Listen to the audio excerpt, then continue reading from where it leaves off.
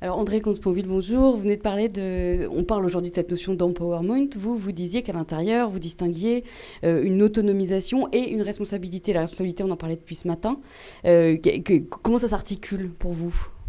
C'est vrai que ce mot ne se justifie en anglais, ce néologisme franglais, qu'à la condition qu'il n'y ait pas d'équivalent exact en français. Or, je crois qu'en effet, il n'y a pas d'équivalent exact.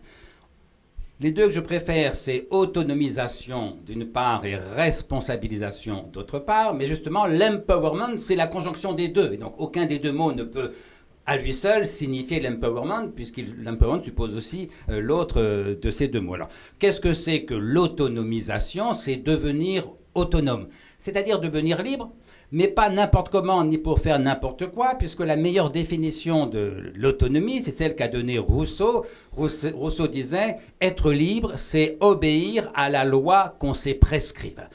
Nomos en grec, c'est la loi. Autonomie, c'est se fixer sa loi à soi-même et y obéir.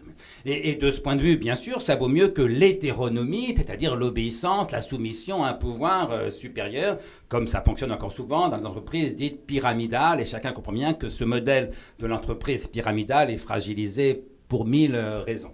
Quant à la responsabilisation, c'est devenir responsable ou plus responsable, sauf qu'évidemment, je ne peux être responsable que de ce qui dépend de moi. Et donc, si on veut responsabiliser les gens dans une entreprise ou dans un pays, les citoyens, il faut faire que davantage de choses dépendent d'eux et donc que tout ne dépende plus du supérieur, du président de la République, du gouvernement, du patron, du manager.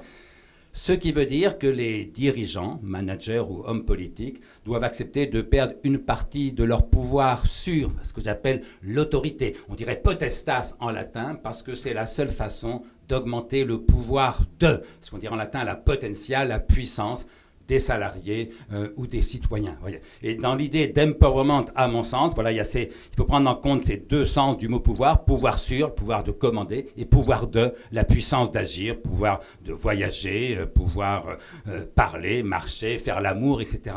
Et bien voilà, l'empowerment, ça consiste à essayer, quand c'est possible, de réduire un peu le pouvoir sur, pour augmenter le pouvoir des salariés ou des citoyens, un peu moins de potestas, un peu plus de potentia, un peu moins d'autorité, un peu plus de puissance d'agir.